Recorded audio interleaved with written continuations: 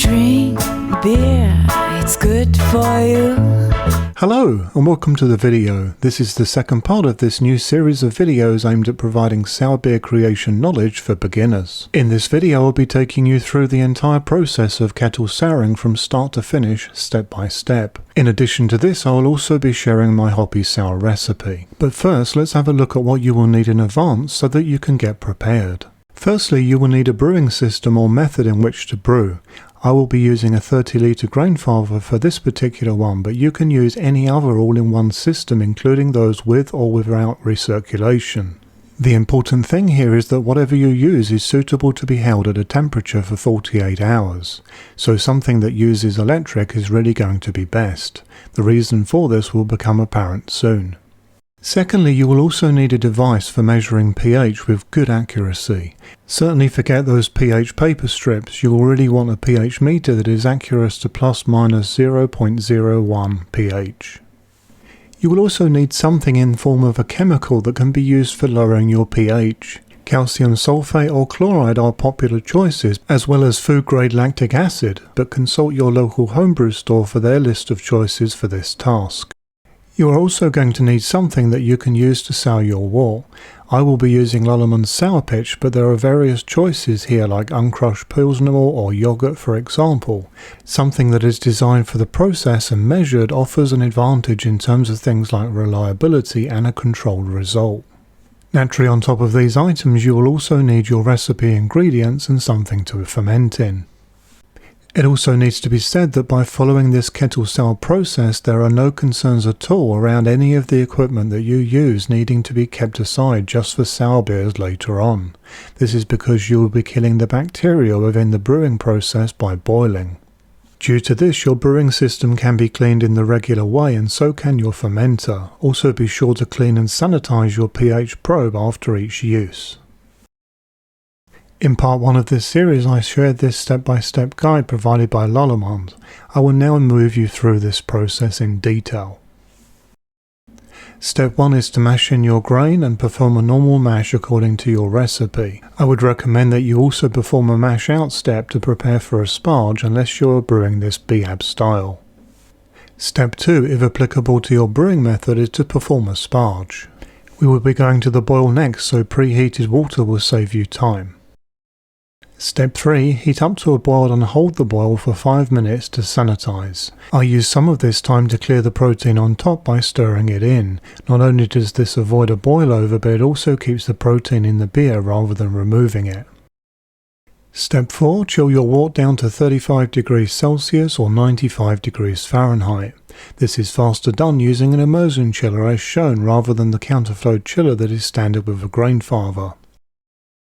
Step 5. Pre-acidify using your chemical of choice down to a pH of 4.5. Some brewers skip this step, but it is very beneficial in protecting against other unwanted bacteria and also reduces potential lactoactivity that can work against head retention and body of your end beer. Step 6. Add your bacteria of choice. After I added this I decided to use a clean and sanitary spoon to give it a good mix into my wort. Step 7. Add in some oxygen protection. There are various methods of this and some that involve extra equipment. A good beginner method is to add clean and sanitary cellophane to the top of your wort, sealing it in on the sides of your kettle. Step 8. The souring. So you can see that I have the brewing system here set to 35 degrees Celsius, which is the equivalent to 95 degrees Fahrenheit. I have also added the lid to the brewing system, and due to the hole in the glass I have covered this over with a clean towel. I have left this in the bathroom for around 48 hours to fill my wife's life with joy. Well, not exactly, but she didn't moan too much. This process can take between 24 to 48 hours in actual fact, but I opted for 48 hours to obtain greater complexity. The souring process is complete once you have a pH of between 3.4 to 3.6, which is a simple question of taste. If you are looking for a specific pH, then you will need to keep an eye on things and be ready to actually start the process again at any time of the day or night. Personally, I made the decision of a 48-hour period, with the plan being to move to the next part of the process at a convenient time for me. This worked out very well, and you can see my end pH was just over 3.5, which is more than satisfactory for my taste. Step number 9. Finish your brewing process by boiling and adding in your hop additions according to your recipe. Hops at this point will have no effect on your bacteria. Its work has already been done. Cool and add to your fermenter as usual. Your choice of yeast needs to be one that will be tolerant of a low pH though. So as promised, I will now share my hoppy sour recipe. This is the one that I've been brewing in the demonstrations for this video. This recipe can be found in full within this video's description, and I've also shared a link there to the recipe on Brewfather. Please do ensure that you tweak the recipe to your own ingredients using my IBUs and gravity levels as your guide.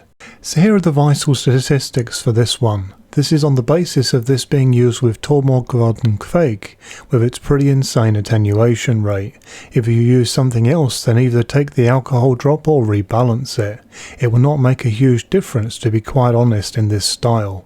I've tried this recipe with a variety of different types of yeast with differing attenuation rates, and it always seems to work out very well. I guess this is due to the souring effect and the hop flavour in abundance from all of the late and dry hop additions. The grain bill here used is pretty classic, with pale ale at 70%, but you could use Pilsner, wheat at 25% and acid malt at 5%. You will wish to tweak the acid malt though to suit your own pH level, of course.